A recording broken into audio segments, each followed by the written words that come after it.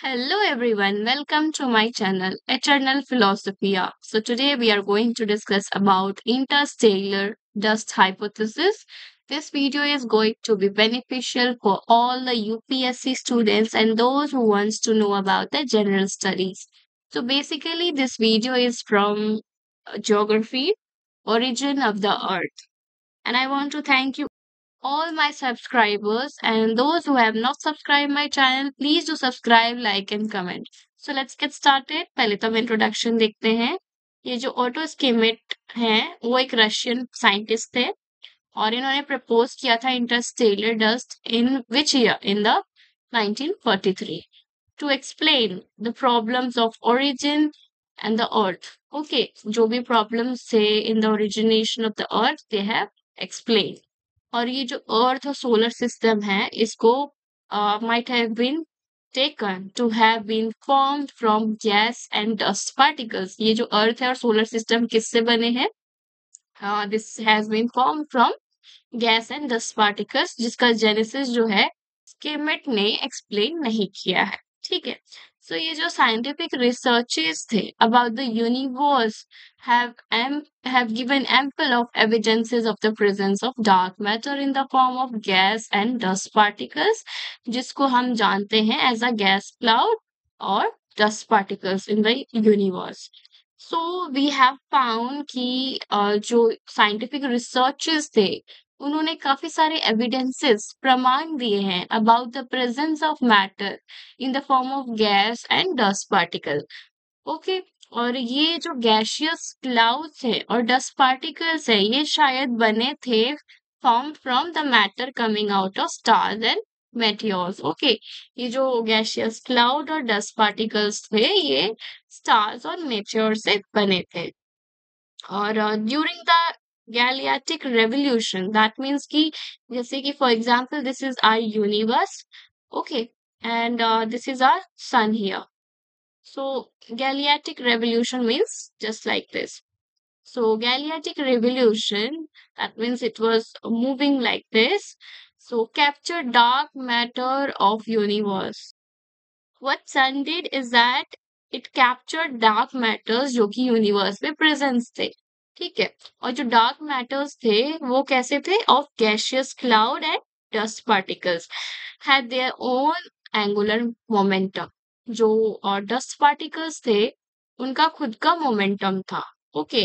और ये स्टार्ट होने लगा रिवॉल्विंग अराउंड द सन. और ये जो डार्क मैटर्स थे उसको हम क्या बोलते हैं? Interstellar dust by Schmidt. Okay. So in the beginning what happened कि जो गैशियस क्लाउड था और जो डार्क पार्टिकल था वो वेल अरेंज नहीं थे ना ही वो स्टेबलाइज थे. ठीक है. Hence these were revolving around the sun separately. So जब सन जो है उन्होंने डार्क मैटर वगैरह जो है जब कैप्चर किया यानी कि अपनी ओर अट्रैक्ट किया तो जो डार्क मैटर्स था और जो गैशियस क्लाउड था उसमें उनमें अरेंजमेंट नहीं था ना ही स्टेबिलिटी थी. ठीक है. एंड व्हाट हैपेंड कि जो गैशियस क्लाउड थे उनका जो वॉल्यूम था वो काफी हल्का था और वो डिसेंट्रलाइज हो गए और उनके पास लेस सिस्टमेटिकली अरेंजमेंट थी. ओके. और वाइल जो डस्ट पार्टिकल्स था वो बहुत ही ज्यादा थी क्वांटिटी में और स्टेबलाइज थी और ये सिस्टमेटिकली अरेंज थी. Later combine and condensed were around the sun. बाद में ये कंबाइन हो गई और रिवॉल्व करने लगी around the sun. Okay. So I hope यहाँ तक आपको समझ आ गया होगा. जस्ट लाइक दिस कि पहले सन था उसने बहुत सारे मैटर्स जो हैं अट्रैक्ट किए. ठीक है. कुछ मैटर गैशियस गैशियस क्लाउड के फॉर्म में था कुछ था पार्टिकल डार्क पार्टिकल के फॉर्म में. तो डार्क पार्टिकल था वो हैवी था और जो गैशियस क्लाउड था वो लाइट वॉल्यूम में था. ठीक है. जिसकी वजह हल्का होने की वजह से उसके पास ना ही स्टेबिलिटी थी. ठीक है. और वेयर एज जो डस्ट पार्टिकल्स था उसका जो क्वांटिटी था वो बहुत ज्यादा था एंड डेंसिटी भी काफी ज्यादा था एज कंपेयर टू गैशियस. सो उसकी स्टेबिलिटी ज्यादा थी और वो सिस्टमेटिकली अरेंज थे जो कि बाद में कंबाइन हुए और ठंडे हो गए और वो रिवॉल्व करने लगे around the sun. So, on the basis of three types of motions, each and every particle of dark matter of the universe started redistributing itself on the basis of mass, density, dimension, and the existing amount of centrifugal force. यानी कि जो भी matters थे around the sun on the basis of three types of motion, ठीक है, ये जो तीन टाइप के मोशन है, on the basis of this three type of motion, what they started to doing, they started to separating from each other on the basis of mass, density, dimensions, and the existing amount of centrifugal force. Okay, so let's see what are the three types of motion. The rotation of the sun itself, it's the first motion. Second, it's like gravitational force that was exerted by the sun on the disk of the dark matter. Okay, and the third one is like the angular momentum of dark matter of the disk. So, on the basis of these three, these particles started to separate on the basis of mass, density, and dimension and the existing amount of centrifugal force, right? उसके बाद क्या हुआ कि जो intense heat था सन का, वो disperse कर दिया उसने किसको, गैशियस पार्टिकल्स को। यानी कि हमें पता है हीट के वजह से जो हमारे गैशियस पार्टिकल्स होते हैं, ठीक है, वो गायब हो जाते हैं, राइट? जब हम हीट करते हैं किसी चीज में, अगर पानी रहता है तो वो मॉइस्चर जो है खत्म हो जाता है, राइट?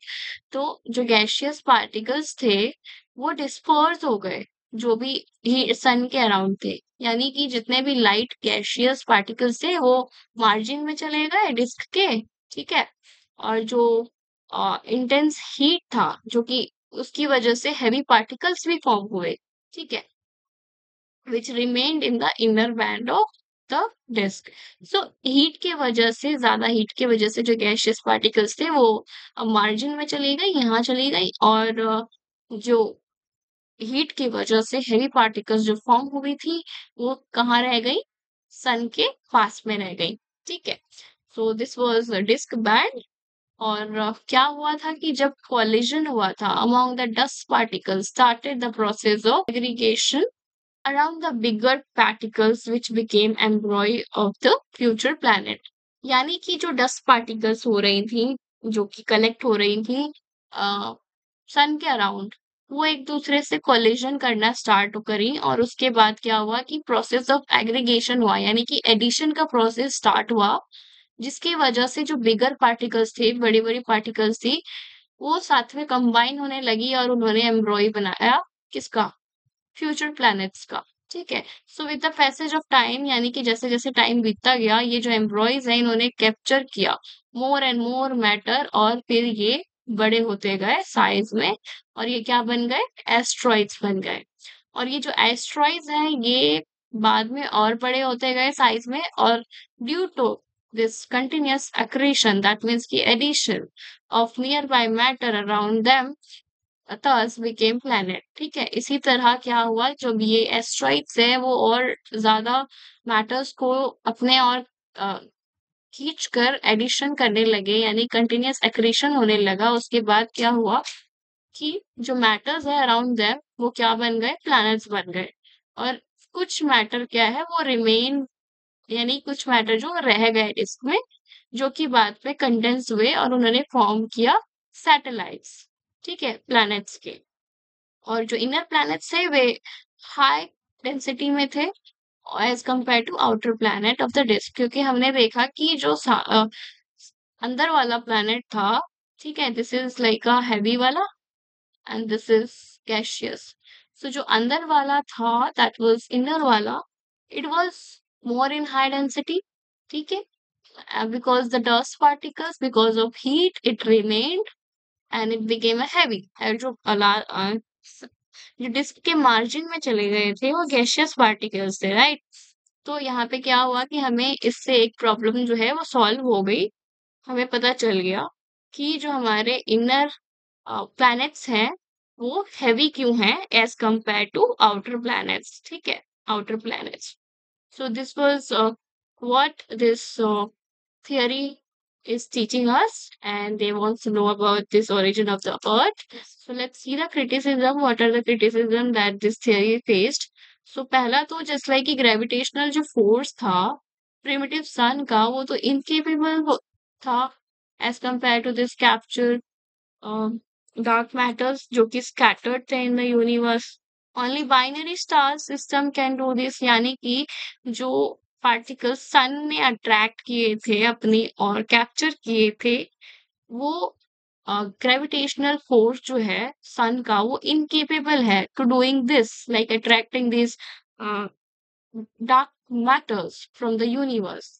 ये सिर्फ बाइनरी स्टार सिस्टम कर सकते हैं, ठीक है। And the second one is like कि अकॉर्डिंग टू सम एस्ट्रोफिजिस्ट कहते हैं कि जो मीटेरॉइड्स हैं और एस्ट्रॉइड्स हैं वो फॉर्म हुए थे डिसइंटीग्रेशन ऑफ सम प्लैनेट्स, ना कि इन्होंने प्लैनेट्स बनाए, ठीक है। formed of meteoroids and asteroids. Okay. और till now हम देख सकते हैं कि there is no trace of dark matter could be discovered either in archaeological drilling on the earth surface or any planet. ठीक है, अगर हम आज की बात करें यानी अभी तक की बात करें तो हमें कोई ऐसा डार्क मैटर का ट्रेस नहीं मिला है फ्रॉम द अर्थ, ठीक है, from the inside of the earth. So these were the criticism that this theory has faced.